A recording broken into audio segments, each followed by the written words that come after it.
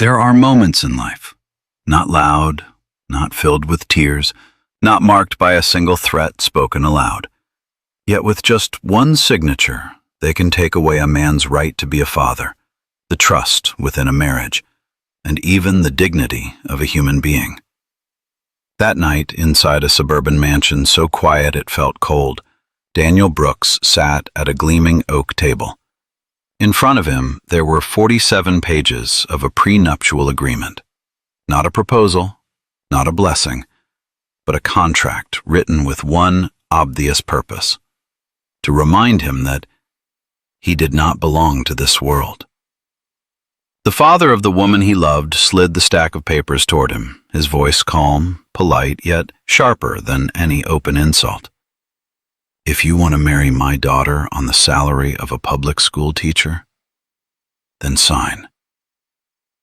No one raised their voice. No one needed to sound harsh, because in that room, everyone understood one unspoken truth. Daniel was being judged not for who he was, but for the number in his bank account. The most painful part was not the contempt in the eyes of the wealthy family. It was the fact that the woman he loved, Maddie, stood right there, silent. No objection, no defense. Not a single sentence saying, "He's not like that." Just a heavy silence, enough for Daniel to understand that, tonight, he was not merely signing a contract. He was stepping into a marriage where his worth had already been decided. But no one in that room knew that the man they were looking down on was carrying a secret that, once revealed, would completely shatter everything they believed to be true. And from this very moment, a story about money, power, and the actual value of a human being begins. Daniel lowered his gaze to the stack of papers. 47 pages, small print, dense, as cold and unforgiving as the room he was sitting in. He had only 20 minutes to read. 20 minutes to decide his future and the future of children who had not yet been born. The Rolex watch on Maddie's father's wrist let out a soft tick. No one urged him on, but that silence was the clearest form of pressure there could be. Page 8. All assets, before and after marriage, would belong to Maddie. Page 15. Daniel would have no right to claim any inheritance. Page 22. In the event of a divorce, he would leave with nothing but the clothes on his back. Daniel took a slow breath. He had expected this. But then he turned to page 31, and his hand trembled slightly. This section was about future children. All decisions, education, healthcare, place of residence, would fall entirely under Maddie's authority. If a divorce occurred, Daniel would be granted supervised visitation only. He looked up, his voice low but steady. This part? Does it mean that if we have children, I won't have the right to be a father? The wine glass in Maddie's mother's hand lightly touched the marble table. A minimal sound, but cold enough. Maddie's father answered for her, his tone even. We don't want unnecessary disputes. Our family is not accustomed to complications.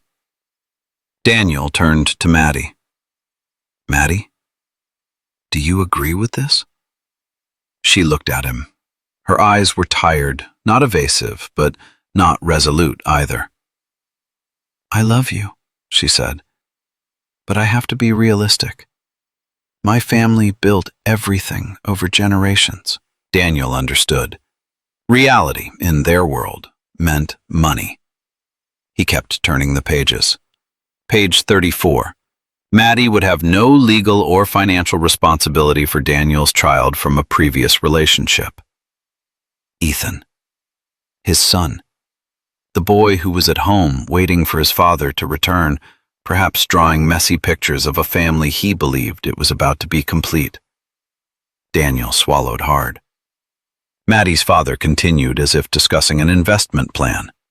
On a public school teacher's salary, you can't give children what they deserve. Private schools, opportunities, connections. Maddie can, her mother added, her voice cold as steel. And this ensures that decisions won't be influenced by ego. Daniel said nothing. Not because he had nothing to say, but because every word in that room was telling him one unmistakable truth. In their eyes, he was not a future husband. He was a risk that needed to be controlled. Maddie placed her hand over his, a gentle touch, like an attempt at comfort. "It's just paperwork," she whispered. "It doesn't change how I feel." Daniel looked down at the stack of pages one last time. 47 pages. Not a single mention of love. Not a word about respect. Not a family word. Only power. And in that moment, Daniel understood one thing. If he walked away now, he would never know whether the woman he loved. She was truly different from her family.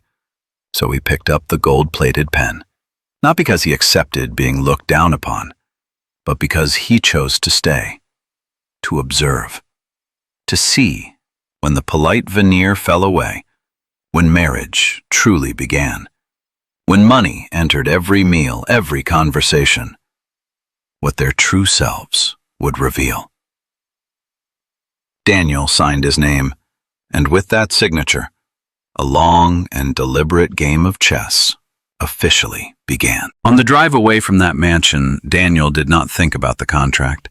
He thought about a small apartment, where the ceiling used to leak whenever it rained heavily. That was where he once lived with his first wife, Emily. Emily did not come from money. She worked as a server at a family diner, worked night shifts, wore worn-out shoes, and always came home with the smell of coffee clinging to her clothes. They were married at the city hall. No elaborate wedding dress, no luxurious reception.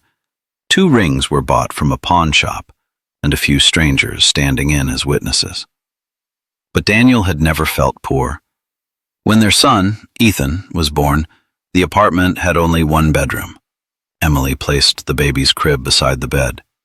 Every night when Ethan cried, she was the one who got up first, even though she still had to go to work the next morning.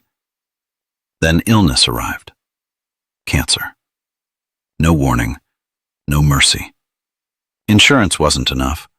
Their savings slowly ran dry. They had to choose between medications, between follow-up treatments. Daniel remembered one night clearly. He sat on the kitchen floor, his head resting against the refrigerator, a hospital bill clutched in his hand. He said in despair, "I'm sorry. If only I made more money." Emily pulled him close, held him tightly, and said, "Never apologize for not having money. You gave me everything you had, and that is enough." Emily passed away when Ethan was only 3 years old.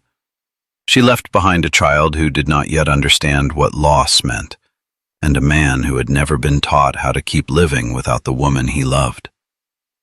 They owed the hospital tens of thousands of dollars. Daniel took on tutoring, worked part-time jobs, and eventually became a public school teacher, not for the money, but because he believed education could change lives. Emily had never called him a failure, never compared him to anyone else, never made him feel small. And because of that, when Daniel sat before that prenuptial agreement, he understood something with absolute clarity. Money can buy power, but it cannot buy character. Maddie's family might be wealthier than anyone Daniel had ever known, but in that moment, he suddenly realized they had never been rich in the way Emily had been. And deep within his heart, Daniel made a promise to himself. Ethan would not grow up in a home where a person's worth is decided by how much money they make. If he stayed in this marriage, it would not be for money, not out of fear, but because he needed to know one last thing: whether the woman he was about to marry was truly different from her family? And the answer to that question, it will come very soon. The wedding took place just 3 weeks after Daniel signed the contract. 3 weeks. Not long enough for someone to truly understand the family they were about to enter, but long enough to coat everything in a flawless layer of glamour. The ceremony was held at a luxury resort outside the city. 200 guests, most of them Daniel had never met. They shook his hand, smiled politely, and asked the same familiar question. "So, what field are you in?" When he answered, "I'm a teacher," the smile often slowed by half a beat. Then the conversation quickly shifted elsewhere. Maddie's wedding dress cost more than Daniel's entire annual income. She walked with confidence, with pride, as if the world itself had been designed to revolve around her. Ethan was the ring bearer. The small suit made the boy look both nervous and proud. Daniel bent down to straighten his son's tie. "You're doing great," he whispered. Ethan nodded, but his eyes kept searching for Maddie, as if he were quietly wondering, from this day forward, would she truly be part of his family? During the vows, Maddie said she would respect and walk alongside Daniel. He heard every word clearly, but in his mind there was only one silent question. Did she truly understand what respect meant? They moved into Maddie's penthouse in the city center. Floor-to-ceiling glass walls, white interiors, genuine leather, polished metal. Everything was beautiful. And everything was not made for people. Ethan stepped into the living room, froze in the vast space, his hands clenched together to keep from trembling. "Can I sit here, Dad?" he asked, pointing to the edge of the sofa. Daniel nodded, but Maddie spoke first. "Be careful." Just 2 words. Gentle, not scolding, but enough for a child to understand that everything in this house was more important than his feelings. In the first month, Maddie continued to make an effort. She asked Daniel about his work, listened to his stories about students, occasionally played with Ethan. She cooked. Twice. Most of the time she ordered food from restaurants. Daniel told himself, at least she's trying. But by the second month, that effort faded like a promise never mentioned again. Daniel came home from teaching to find Maddie's office door closed, headphones on. Her hand gestured for him to wait. Ethan sat alone on the floor, quietly assembling tiny Lego pieces, afraid to make a sound. Daniel cooked dinner, simple spaghetti, Ethan's favorite. Maddie took her plate into the office. The door closed. By the third month, remarks that seemed casual began to surface. Daniel asked out of habit, "How was your day?" Maddie didn't look up from the screen. "I closed a deal today. The commission equals 3 months of your salary." The way she said it, it was as light as talking about the weather. Daniel fell silent. From then on, every decision in the household followed the same logic. Whoever made more money decided. Daniel suggested finding a better school for Ethan. Maddie opened her laptop and typed in a few numbers. "Tuition is $30,000 a year. Can you afford that?" Daniel didn't answer. "Then I'll decide," she continued. "And I'm not paying private school tuition for a child who isn't mine." The sentence wasn't loud, it wasn't harsh, but it cut deeply. Daniel began to understand. The prenuptial agreement was not locked away in a safe, it was alive. In every sentence, every decision, every look. Sunday dinners at Maddie's family estate became an ordeal. Her father called teaching a noble hobby. Her mother said Daniel was very lucky to have married Maddie. They asked Ethan questions no child should ever have to answer. "Do you miss your real mother? How did your mother die? Is your father strict at home?" Daniel felt Maddie's hand rest on his thigh, a silent warning. Don't react. Don't make things complicated. And Daniel remained silent. But within that silence, something was slowly taking shape. He was no longer a husband. He was merely a supporting piece in Maddie's life. And Ethan was learning how to make himself smaller to fit into a world that had never wanted to make room for him. Everything happened on an ordinary afternoon. No arguments, no tension, no warning signs. Ethan had just come home from school. He was carrying a small box of apple juice. The kind Daniel bought was cheap, and Ethan liked it. The penthouse was quiet. Too quiet. Ethan walked slowly through the living room. Both hands are gripping the juice box as if it were something fragile. He had learned to be extra careful in this house, but being careful is not always enough when you are only a child. The juice box slipped from his hands. Just 1 second. The cap popped open. A pale yellow stream splashed onto the white Italian imported sofa. There was no shattering sound. Nothing was visibly broken. But Ethan froze. He stood still, holding the empty box, eyes wide, lips trembling. "Maddie." Daniel had just begun to speak. "Are you kidding me?" Maddie's voice came from the staircase, high, sharp. No screaming, but sharp enough to slice through the air. "Do you have any idea how much that sofa costs?" Ethan took a step back. Tears welled up. "I'm sorry. I didn't mean to." Daniel stepped forward, placing himself in front of his son. "It was just an accident," he said.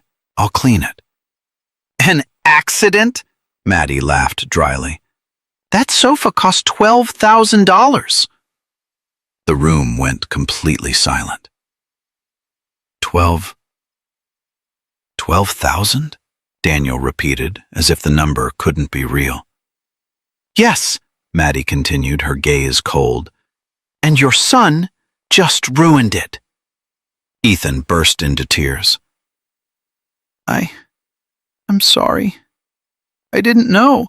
"There," Maddie pointed. "You need to teach your son how to behave. This isn't that cheap apartment you used to live in." Daniel felt something crack inside his chest. "Ethan is 7 years old," he said slowly. "He's just a child." "And this isn't a toy," Maddie replied.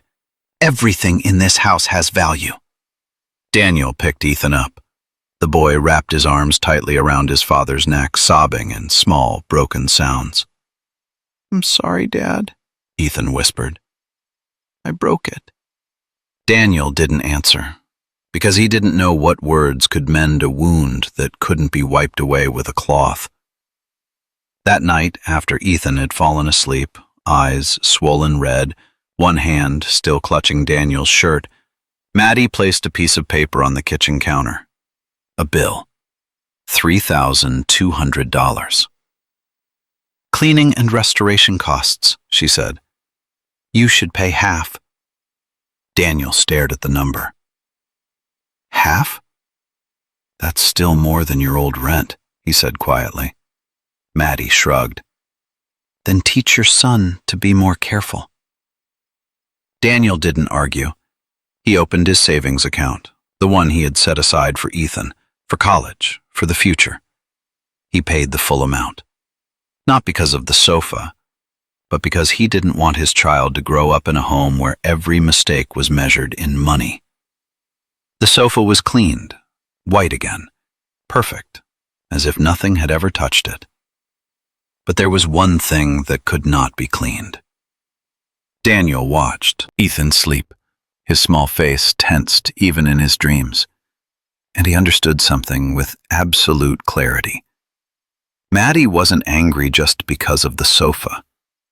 She was angry because Ethan existed, because the boy reminded her that Daniel had once loved someone else, and because, in her world, Ethan was an expense with no return on investment. From that night on, Daniel no longer wondered whether this marriage had a problem. He wondered only, how much more would be enough? How much more pain before he could finally say, "Stop"?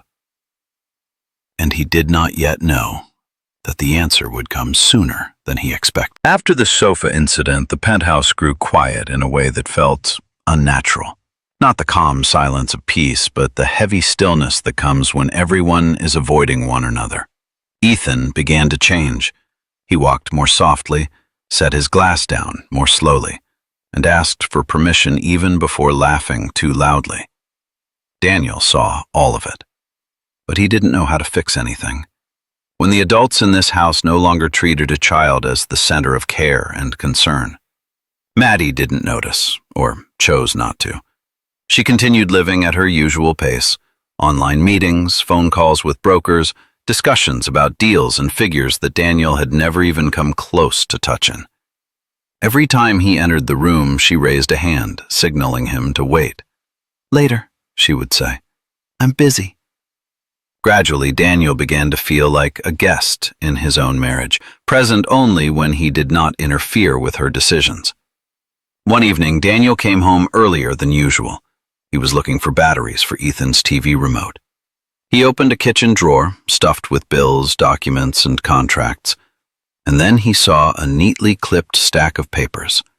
The title is printed in bold. Purchase agreement. His eyes stopped on a number just under $4 million. A new penthouse. Larger, more expensive, and completely without his name on it. Daniel was still holding the papers when Maddie walked in. She didn't look startled at all. "So you saw it," she said calmly. Daniel asked when she had planned to tell him. Maddie replied that she would have told him once everything was finalized, once the signing was complete. Daniel asked why a decision this big didn't require any input from her husband. Maddie shrugged. It was her money. Daniel reminded her that they were married. Maddie pointed to the prenuptial agreement and said everything was clearly written there. What was hers was hers. Daniel said he wanted to have a say, not about money, but about where they lived, about Ethan, about family. Maddie cut him off. She said he was a public school teacher and he didn't have the standing to participate in discussions about assets like this. The words landed quietly, but they hit hard enough to make Daniel feel as if he'd been struck directly in the chest. Maddie opened a bottle of wine, turned her back, and walked into her office, leaving Daniel standing alone in the kitchen. The battery drawer is still open. The remote control was still untouched on the counter. For the first time since signing that contract, Daniel wondered whether Maddie had always been this way, or whether it was only now, when he no longer held economic value in her eyes, that her true nature had begun to show. 3 weeks later, Maddie unexpectedly invited Daniel to meet some friends. "Just coffee," she said, as if it were an ordinary invitation. Daniel agreed, not because he enjoyed such gatherings, but because a small part of him still hoped he had misunderstood everything. The cafe was in the city center.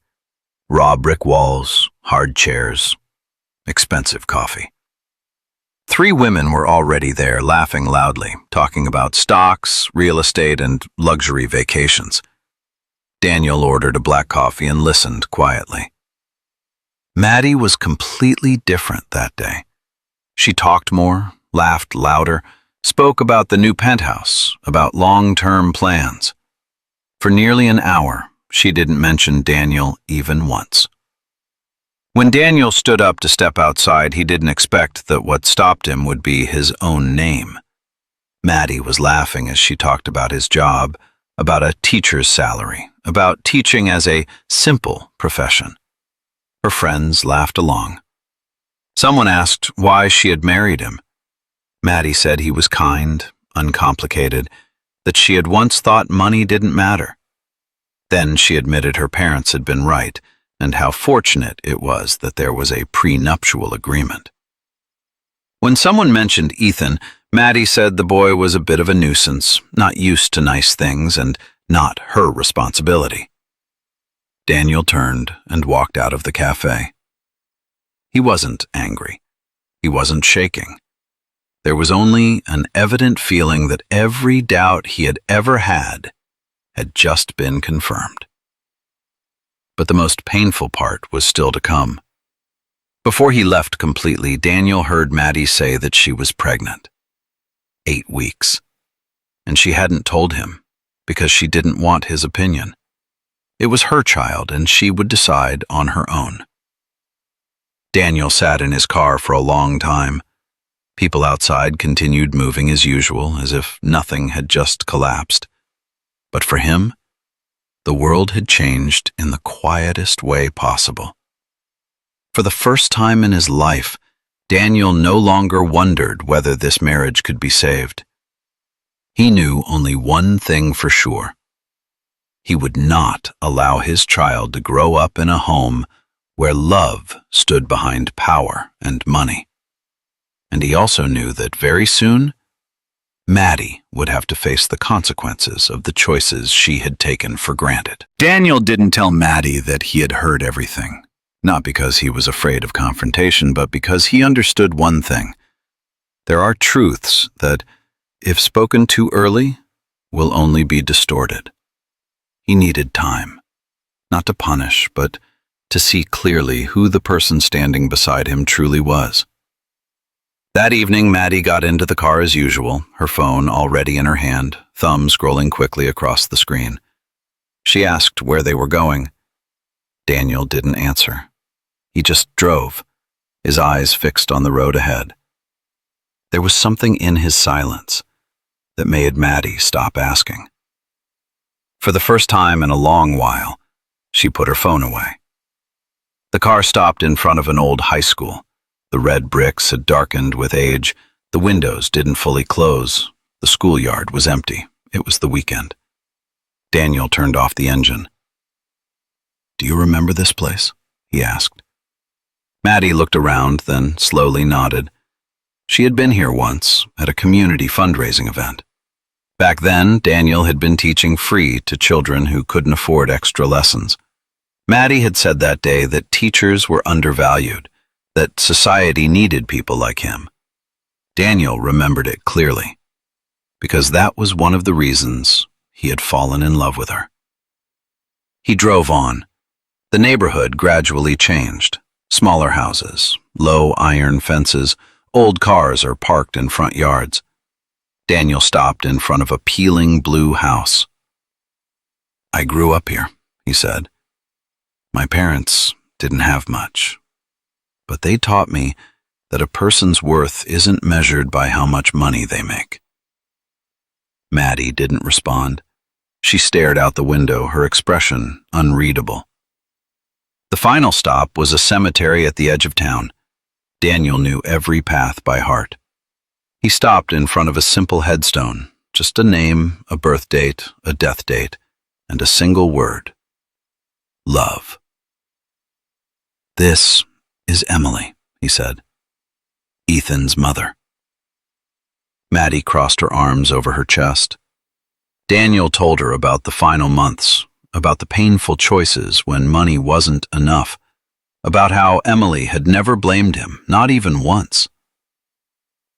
"She only wanted her son to grow up knowing that he was loved," Daniel said, his voice lowering. Maddie bowed her head. For the first time, Daniel saw her without her defenses. He turned to face her directly. He told her that he had signed the contract, that he had stayed silent in the face of contempt, that he had convinced himself she was only under pressure from her family. But he also told her that he had heard everything. The words spoken at the cafe, the way she talked about him, about Ethan, about the unborn child. Maddie stood still. She didn't deny it. She didn't justify it either. "Wait until my 35th birthday," Daniel said. "Everything will change." Maddie asked what he meant. He didn't explain. He only said that by then she would understand whom she had married and what truly mattered to her. They drove home in silence. The next 3 weeks passed heavily. Maddie apologized every day. She said she had been wrong. She said she was afraid of losing him. Daniel didn't argue. He wasn't cold. He went to work, came home, helped Ethan with homework, and went to sleep. His calm unsettled Maddie more than any outburst ever could. She stopped visiting her parents, worked from home, watched Daniel constantly as if waiting for an explosion that never came. Daniel's birthday arrived on a Saturday morning. He woke up early, made coffee, and watched sunlight spill through the glass windows. His phone began to ring. A lawyer, an accountant, his mother. People he hadn't spoken to in years. They all said congratulations. Daniel opened his laptop. The news appeared on the screen, a short article, but enough to change everything. A public school teacher inherits $10 million from his late uncle, a tech entrepreneur who had sold his company to a major corporation. The will had only been executed when Daniel turned 35. Maddie walked out of the bedroom, her face pale, phone in her hand. She asked if it was true. Daniel nodded. He said that until today he honestly couldn't touch that money. That until today he really had been the poor man she and her family believed him to be. Maddie sank into a chair as if she could no longer stand. She said her parents were calling non-stop. They wanted to invite Daniel to dinner. They wanted to apologize. Daniel agreed, not because he needed the apology, but because he wanted to look directly at that change. Dinner took place in the familiar mansion, but the atmosphere was completely different. Maddie's father called him son-in-law, called him son. Her mother brought out the porcelain set reserved only for important guests. They asked about his work, about Ethan, about plans. Daniel answered briefly. He observed, like someone watching a performance from the outside. At the end of the meal, Daniel said he wanted a divorce. The room went dead silent. Maddie's family immediately shifted into negotiation mode. They said the prenuptial agreement could be voided, rewritten to be fair. Daniel shook his head. He said that when they thought he was poor, fair meant protecting every dollar from him. And now that he was wealthy, fair suddenly meant something else. That contract protected Maddie's money, and now it would also protect his. Maddie would receive nothing from that inheritance. Maddie broke down in tears. She spoke about the child in her womb. She said she had been wrong, that she was afraid, that she had lost herself. Daniel looked at her for a long time. He saw a woman in panic, her confident armor gone. He didn't know whether it was genuine remorse or simply fear of loss. Finally, he said he needed time, that he would give her a chance, not because of money, but because of the child soon to be born. But it would be the only chance. He laid out clear conditions. No more living under her family's shadow. Maddie had to have a real job. She had to learn how to be a mother to Ethan. She had to prove that she cared about something beyond money. 1 month, no more. Maddie agreed. No arguments, no bargaining. She began the very next day. Daniel didn't know whether the change would be genuine, but he knew that this time he wouldn't close his eyes. He would watch. And if she was only acting, he would see it. He was far too familiar with people who pretended to be kind when they believed they stood above others. And this time, he was no longer afraid of the truth, no matter where it might lead him. The next morning, Maddie woke up earlier than Daniel, not because of an alarm, but because she couldn't sleep. The apartment was still quiet, morning light filtering through the thin curtains. She stood in the kitchen for a long time, as if trying to decide where to begin, then put on a jacket and left the apartment while Daniel was still in the bedroom. She went to the high school where Daniel taught. No elaborate makeup, no expensive business dress, just jeans, a simple jacket, and a sense of unease she couldn't hide. The free after-school tutoring program was still running. Children sat in the classroom with the familiar fatigue of those who had never had the privilege of choice. The program coordinator looked at Maddie with suspicion. They were used to wealthy volunteers who showed up briefly and disappeared after a few days. Maddie didn't say much. She sat beside a boy struggling with basic math, patiently explaining each step. When he didn't understand, she didn't sigh. When another girl asked the same question for the third time, she didn't show impatience. She stayed until the class ended. The next day she came back, and the day after that. By the weekend, the coordinator told Daniel that his wife was truly serious. Daniel didn't praise her. He didn't show relief.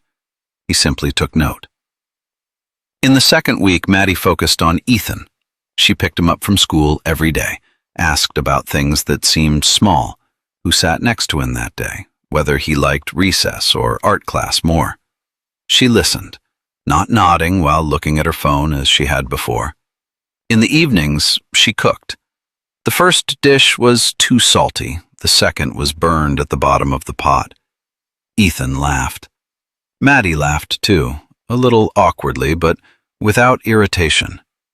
One evening, when Daniel walked into the living room, he saw Ethan resting his head in Maddie's lap, asleep, while she was reading him a story. She looked at Daniel, eyes red, as if she had just realized how much she had missed all this time. In the third week, a letter arrived at the house. Daniel opened it out of habit, then stopped. It was a thank you letter from a cancer research center. The donation of $500,000 had been made in Emily's memory. Emily's full name was written clearly, with dignity and respect. Daniel found Maddie in the kitchen. She startled when she saw the letter in his hand. She said she had told them not to send anything to the house, not because it was a secret, but because she didn't want him to think she was doing it to impress him. She said she did it for Emily, for Ethan, and for other families so they wouldn't have to face the same cruel choices they once had. Her voice broke at the last sentence. Daniel didn't speak, but for the first time since his birthday, he felt something soften inside him. In the final week, they moved out of the penthouse, not back to Daniel's old apartment, but into a rented two-bedroom house in a quiet neighborhood. Maddie packed their belongings, leaving behind most of her clothes and furniture. She donated them. She called her parents and told them they would no longer attend Sunday dinners. The call ended in tension, but Maddie didn't come back to complain. She simply continued packing in silence. She took a job at a non-profit organization helping low-income families find housing.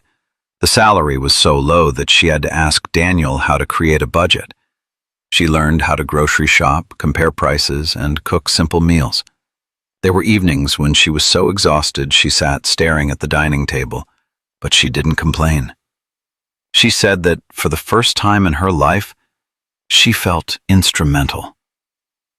30 days passed. Daniel sat across from Maddie in the small living room of the rented house. No flowers, no wine, no poetic speeches. He said she had done what he asked, that he believed she was trying, not because of money, but because she wanted to become a different person. But he also made it clear there would be no more chances.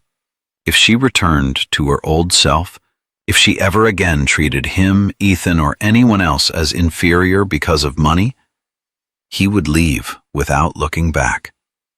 Maddie nodded. Tears streamed down her face, but this time there was no panic, only relief and determination. She said she knew how much she had lost by believing money defined value, and that she would spend her whole life fixing it, if that were what it took. The following summer, their daughter was born. A simple hospital room, white lights, the familiar smell of antiseptic. Daniel held Maddie's hand through more than 10 hours of labor. When the baby cried for the first time, Maddie looked at him, exhausted but happy, and said they had created something beautiful. Ethan stood beside the crib, gently touching his sister's tiny hand, asking if she was okay. Maddie pulled him closer and told him he would be the best big brother. A few days later, when they brought the baby home, Ethan stood at the doorway, hesitated for a moment, then asked Maddie if he could call her Mom. Maddie burst into tears. She hugged the boy tightly and said it would be an honor. Daniel watched from the distance, feeling with absolute clarity that some moments cannot be bought with money. Their life did not become more luxurious. Daniel continued teaching, Maddie continued working at the nonprofit. Most of the inheritance remained untouched, set aside for the future of the two children and for causes they believed mattered. 6 months after their daughter was born, Maddie received another letter. The Cancer Research Center announced that a new research wing would be named after Emily. Maddie handed the letter to Daniel and said that the woman he once loved would save many lives, not because she had money, but because she was a good person worthy of being remembered. Daniel looked around the small house, listened to the sound of his children laughing, and thought about the prenuptial agreement still sitting somewhere in a law office drawer. It had protected money, just as it was designed to do, but it couldn't protect what mattered most. Only truth and the chance to change could do that. Under the city lights spilling through the window, Maddie rested her head on his shoulder and said that perhaps they had needed that test so they wouldn't lose themselves. Daniel didn't answer right away. He only knew that, in the end, they had chosen to build a family not on money, but on respect, choice, and things that cannot be put a price on. The years that followed passed quietly, without noise, without the violent twists of the past. Yet each day carried a very different kind of meaning. Daniel still woke up early to go to school, still stood in that old, worn classroom, teaching students who sometimes didn't bother to listen. But now, when he came home, there was no longer the feeling that he was an extra in his own life. Maddie welcomed him with simple questions, not to control, but to understand. Ethan talked about school with a lighter voice than before. He no longer feared dropping things, no longer apologized for things that never required an apology. In that small house, the boy relearned something fundamental. He was allowed to exist. Maddie's change was slow, but real. There were days when she was exhausted, moments when old instincts tried to resurface, especially when she faced large numbers in the bank account or invitations pulling her back toward the familiar world of her family.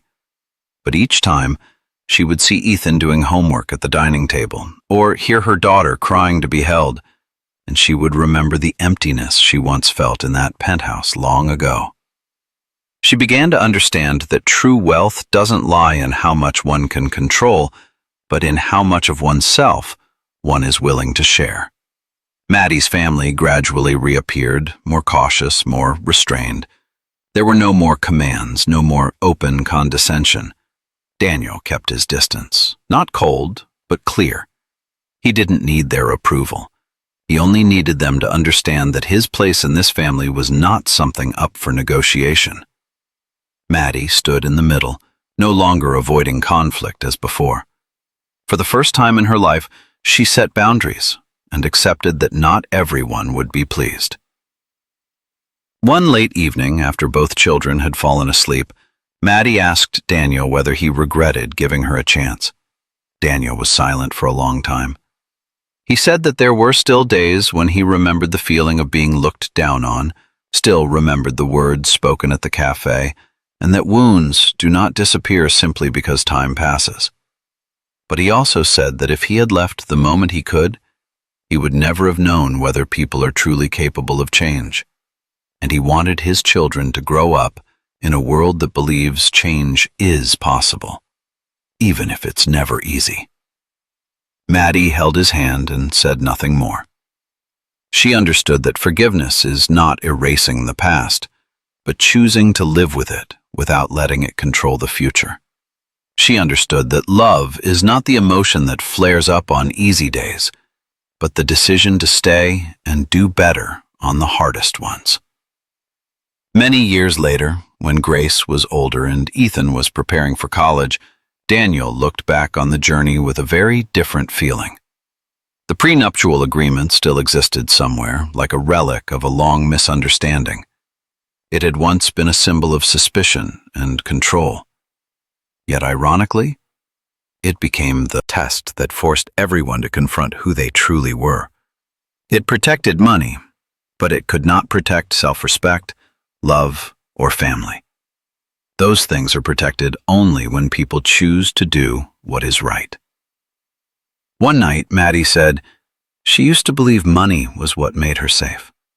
Now she knew that what truly made her safe was living honestly, being allowed to be wrong, being allowed to change, and being surrounded by people who did not love her for what she owned. Daniel smiled.